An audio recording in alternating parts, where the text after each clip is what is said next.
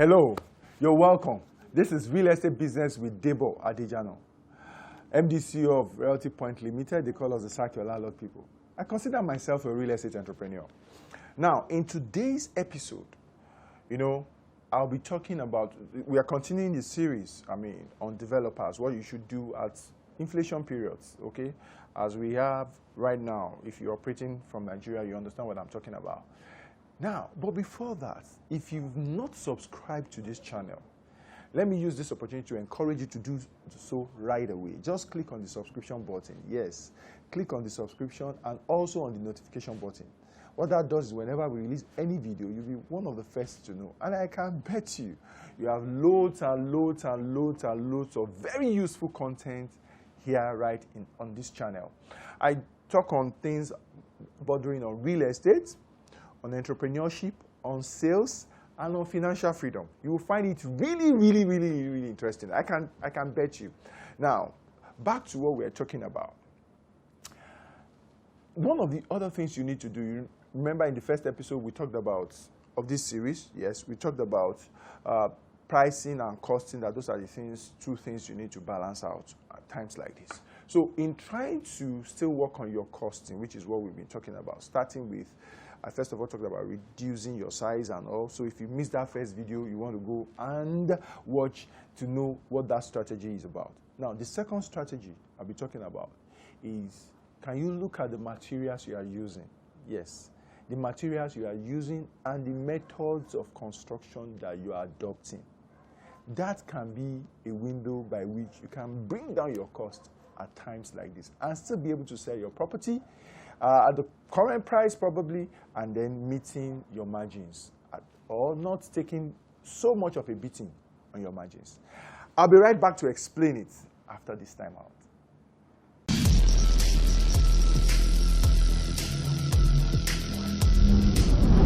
Now, talking about materials that you are using, you have to start, this is the time to start exploring possible alternatives that are cheaper to the ones you had intended earlier on to use. So for example, if you're using reinforcement and you're using imported reinforcement, you should realize that the most important thing to you is strength of materials.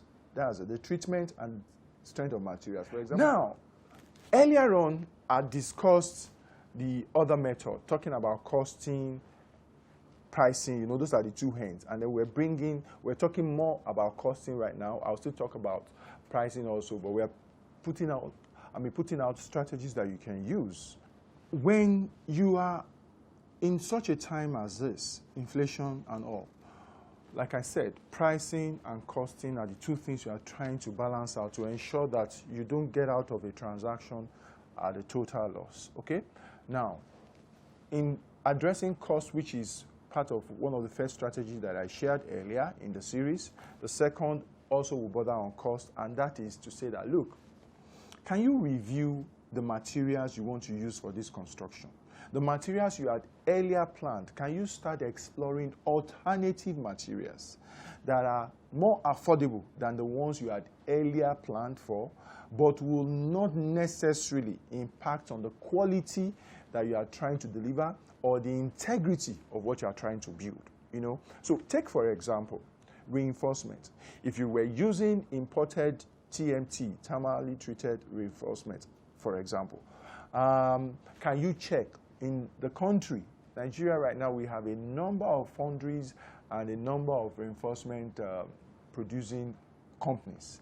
Can you check and try to do the thermal strength, strength of materials of their reinforcement to be sure it meets the acceptable standard? So what is important to you now is not to be able to say that you used imported reinforcement, but to be able to defend what you used in terms of quality, to be sure that the quality is appropriate. And all you need to do is test these reinforcements from some of the adjudged reliable suppliers, manufacturers that you can have in the country. So rather than buying imported, which would have, factored in the FX cost and all of that, can you explore the option of patronizing local manufacturers whilst you use the laboratories around to ensure that the strength of material is tested and it meets required standards for what you want. That way, you can have some reduction in your cost. Yes, I can tell you that for a fact. You will have some reduction in your cost that way in terms of material. So that's looking for options or alternatives. Then, looking at the grades of materials you're using in terms of maybe, take for example, the flooring. There are different material types that you can use for flooring. So can you look at the one that will still meet the standard of what you are trying to offer, but will come in a little bit cheaper, okay, so that you can deliver more. Now, you need to get this straight. If you are building for rental purpose, you know that there are certain considerations you have to make. It may even be a lot easier that way, okay? It may be a lot easier. So that's one thing you want to really, really look at, because you're building for commercial purpose. So you could use materials that can be durable, but not necessarily that expensive, okay? And then if you are building to sell, you can avoid certain things in terms of the materials, okay? And allow the buyers to do whatever they want, so you can still come to the market, you know, at a reduced price. But I will discuss more about that when we talk about pricing and the strategy you can use to impact on the pricing you are coming to the market with. But talking about alternative materials, explore that. I mean, this is the time to talk to research institutions in the country and see what options they have. I know that there are research institutions or research going on as to how to reduce the cement content needed in construction work, you know. So you can imagine if you explore that. For example, you can ask yourself, can we use laterite blocks for some areas in this project? And laterite blocks usually bring down your cement costs by 20 to 30%, you know. Yes, I mean, and laterite sometimes, depending on the site where you are, you may even be able to, get them for next to nothing. I've seen sites where you won't have to spend anything because it is what you ordinarily would have cut away that you will just use to mold your laterite blocks, and the cement needed for the binding of the material is not really that much, okay, as compared to what you need for a typical concrete block. So you want to check out. Maybe you can do some of your, it may not be the main buildings themselves if that is not how you had planned it initially, but the estate house, for example, the security post, you know, the utility areas, you know, things like that. Can you explore the fence, the perimeter fence? Can you explore using some of these materials to bring down your cost, you know, some of the laterite blocks, so bring down your cost of construction in that area. So then talking about the road. The road, yes. You want to use bitumen or you want to use paving stone. You want to explore that. Maybe you planned to use paving stone before. You want to explore whether bitumen will be a lot more affordable, okay? And if you can get, especially from surrounding suppliers in the country, that can reduce. So you are looking for alternatives in the materials, in the construction process also. Rather than using wet construction method, that is in situ, on site, doing your form work, doing the blinding, putting reinforcement in, pouring the concrete and all, which is usually the way we do it, especially in this country, susceptible to a lot of wastages. Can you explore implementing or bringing in some component of dry construction that would enable that you've produced certain things on site? Lintel, for example, lintel. I mean, you can prefabricate lintel, and it will not cost as much as if you are doing it in situ, especially in terms of wastages and labor required. You can prefabricate lintel and it will be more affordable. You can produce them en mass at once, reducing labor costs, you know, because of economy of scale and things like that. So you need to really, really look at, some of these options in bringing down your material cost. The windows, you want to use casement window versus sliding. Can you settle for sliding? Are there other window types. Funny enough, there was a project we were on at the time, and we had planned that to bring the cost down, maybe we should explore the louvers window. But you know what? We got to the market to realize that it's even more expensive to try to get a very quality louvers window system as against the sliding. The sliding, because the materials are more available, readily available, they're a lot cheaper, because sliding, louvers system is fading or has been faded out. So it's not so much common. And whenever you see it, it's a bit more expensive. So we had to settle back for sliding door.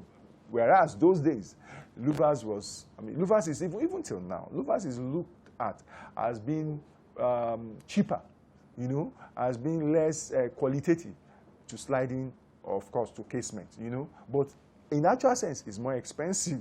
So you also have to explore all of that so that you are not just planning to reduce in the office. You need to balance things out with finding out what market prices are as you take your decision, because some things that look outdated or a bit lower in quality may really be more expensive because they are not so readily available again. So look at the windows you want to use, look at the doors you want to use. You can reduce the range of your door, you know, and things like that.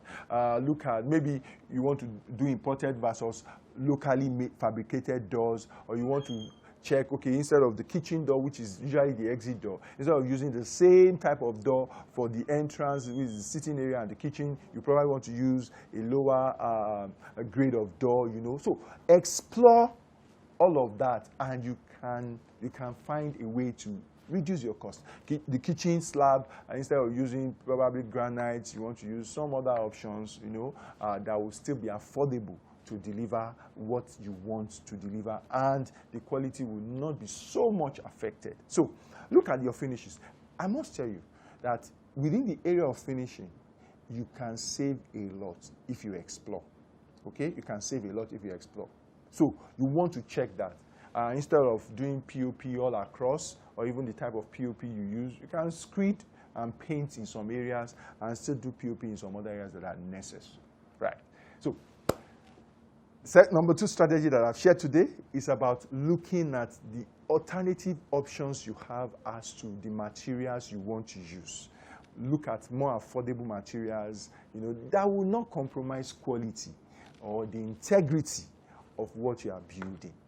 I hope that you've gained something here as a developer, as someone who is involved in the building industry, construction space, especially at times like this, times that prices are just skyrocketing anyhow. So, till I come your way in another episode, remember again, if you've not subscribed, what are you waiting for? Kindly subscribe to the channel. Yes, we are trying to reach the 2,000 subscription mark. Join us in that race and be a part of it, okay? Subscribe and then click on the notification button.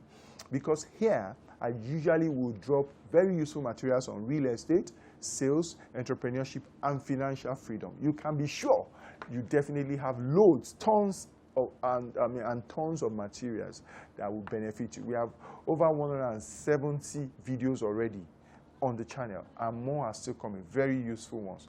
So till I come your way in another episode, I remain yours sincerely, Debo Adejano, in the business of helping you sack your landlord.